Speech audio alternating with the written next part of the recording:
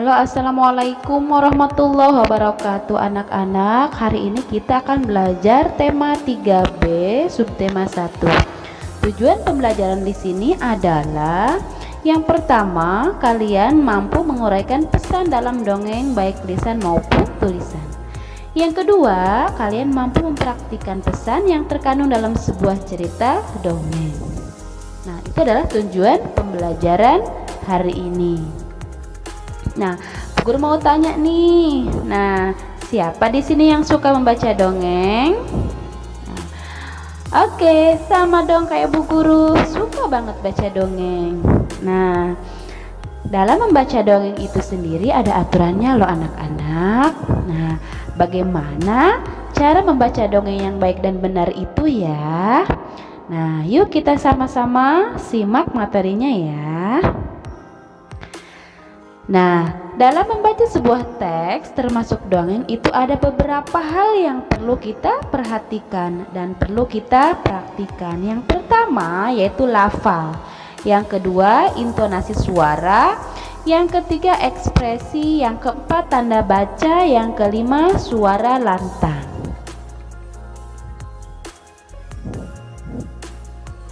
Nah, yang pertama adalah lafal. Lafal adalah pengucapan kata. Yang pertama, kita harus mengucapkan kata dengan tepat. Kemudian yang kedua, kita harus menggunakan frasa yang tepat.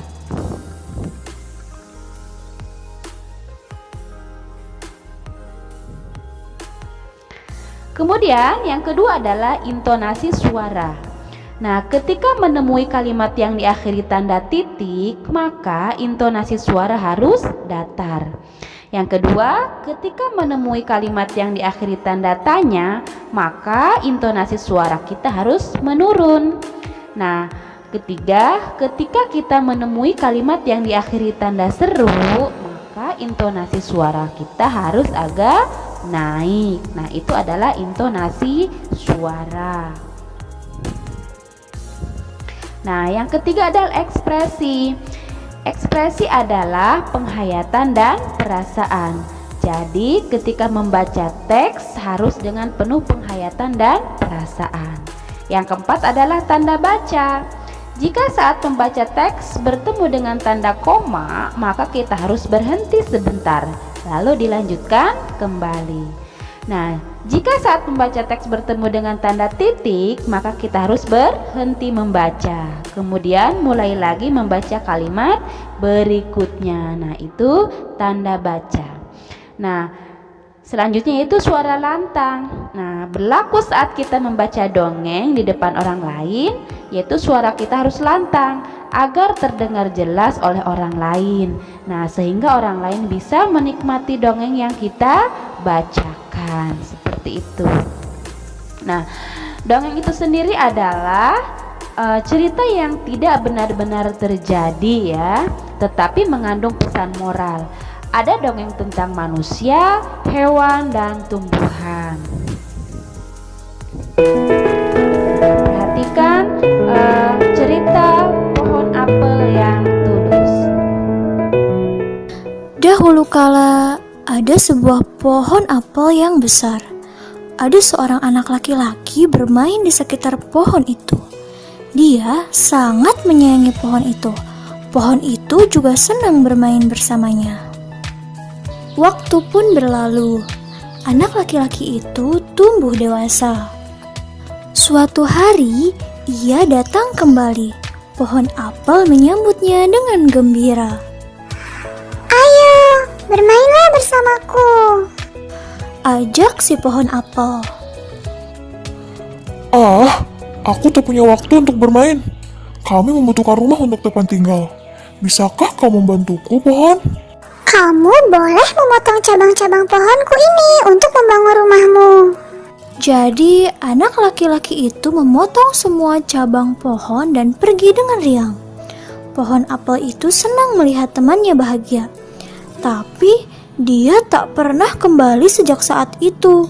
Pohon apel kembali merasa kesepian dan sedih. Akhirnya laki-laki itu kembali lagi. Laki-laki itu dan pohon apel sekarang sudah sama-sama tua. Aku sudah tak bisa memberikan apa-apa. Kata pohon apel. Tidak apa-apa, aku hanya membutuhkan sebuah tempat untuk beristirahat. Jawab laki-laki itu. Baik, sisa batang pohon tua adalah tempat terbaik untuk bersandar dan beristirahat. Duduklah sini bersamaku dan istirahatlah. Kata pohon apel. Laki-laki itu pun duduk bersandarkan pada batang pohon yang masih tersisa. Pohon apel pun menangis bahagia. Akhirnya mereka pun bersama lagi. Anak-anak, itulah tadi cerita pohon apel yang tulus. Sudah kita baca dan sudah kita dengarkan bersama-sama. Kira-kira cerita tersebut termasuk ke dalam unsur intrinsik apa saja ya?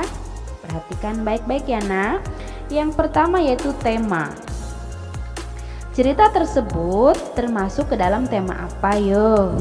Nah, ternyata termasuk ke dalam tema persahabatan. Kemudian yang kedua yaitu latar. Kira-kira latarnya di mana? Nah, latarnya adalah di sekitar pohon. Latar itu tempatnya ya nak ya. Kemudian yang ketiga, tokoh. Tokoh dalam cerita tersebut kira-kira siapa saja?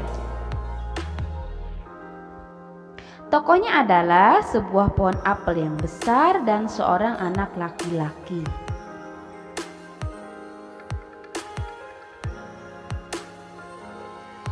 Nah, kemudian yang keempat adalah penokohan. Kira-kira tokohnya seperti apa buah apel dan seorang anak laki-laki itu? Kita harus tahu. Nah, pohon apel yaitu baik hati dan suka menolong. Sedangkan anak laki-laki yaitu setia. Kalian harus tahu penokohan itu dalam sebuah cerita atau dalam sebuah dongeng. Nah, kemudian pesan moral. Nah, pesan moral dalam sebuah cerita ini adalah kita juga harus tahu, harus paham apa isi pesan moral yang terdapat dalam sebuah cerita atau sebuah dongeng. Yaitu kita harus berbuat baik kepada siapapun, khususnya teman kita.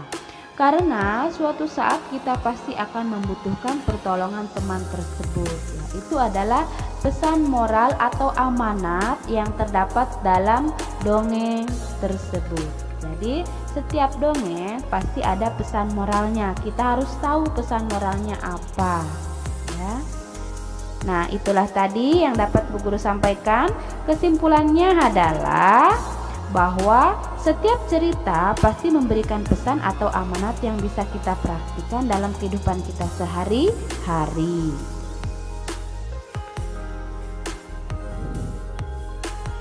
Nah, dalam sebuah dongeng ada beberapa unsur intrinsik yang harus kita ketahui ya. Tadi sudah termasuk tema, latar, tokoh, penokohan, dan pesan moral. Itu adalah unsur-unsur intrinsik yang harus kita. Anak-anak, itulah tadi materi hari ini. Tetap jaga kesehatan, tetap semangat, dan tetap belajar. Terima kasih. Mohon maaf atas segala kekurangan. Wassalamualaikum warahmatullahi wabarakatuh.